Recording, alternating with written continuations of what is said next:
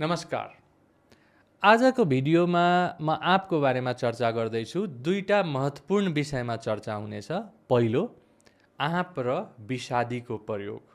यसले गर्दा स्वास्थ्यमा पर्ने असर र मेन उद्देश्य हो यो भिडियोको कि विषादीलाई कसरी कम गर्ने, घटाउने, यसको बारेमा हुनेछ। र आजको दिनमा जति पनि तरकारी फलफुलहरू सबै छ त्यसमा त विषादी नभएकै छैन एउटा पनि, सबैमा विषादी प्रयोग गरिएको छ भने अब प्रश्न के आउँछ भने आँप त खानुपर्छ यसको फाइदाको लागि, विषादीलाई कसरी घटाउने त। अब म 4-5वटा स्टेप्सहरू भन्छु। हामी पहिला गर्थेनौँ, अब हामी पनि यसलाई लागू गरेका छौँ। सबभन्दा पहिला तपाईँ आँप किनेर ल्याएपछि आँपलाई खानुभन्दा अगाडि त्यसलाई चाहिँ मजाले यहाँ मैले देखाए अनुसार यो तपाईँ क्लिन गर्नुहोस्। धारामा ट्याप वाटरमा खोलेर मजाले 2-3 मिनटसम्म त्यसलाई सफा गर्नुहोस्। त्यसमा भएको सबै फोहोरहरू जे छ त्यो सबैलाई क्लिन गर्नुहोस् मजाले।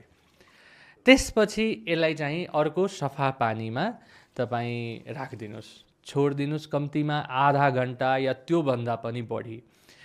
पहिलो स्टेपले के गरिदिन्छ भने यसमा सतहमा भएको जुन क्याल्सियम कार्बाइडका कणहरू होला, आँखाले नदेख्ने या धुलोसँग मिसिएको, त्यो चाहिँ पानीसँग त्यो डिजल्भ भएर निस्किन्छ र केही अंश बाँकी छ भने तपाईँ पानीमा राखिदिनु भयो भने आधा घन्टा 1 घन्टासम्म त्यो पनि हराउने गर्छ। अब तेस्रो स्टेप सबभन्दा राम्रो के छ भने तपाईँ जुन छाला छ, स्किन, त्यसलाई चाहिँ फालिदिनु पहिला र त्यसपछि खानु। हामी पहिला के गर्थ्यौँ भने आँपलाई काटेर अनि छालालाई पनि मुखमा तान्दै हामीले खान्थ्यौँ। त्यसको कारणले तपाईँ छाला पनि मुखभित्र जाने भयो, त्यहाँ भएको रसायनहरू पनि मुखमा जाने भयो।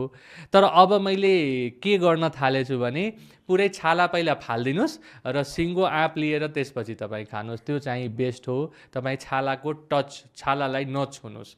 सो यो यदि तरिका गरियो भने अधिकांश जुन रसायनहरू छ त्यो रसायन हराउँछ।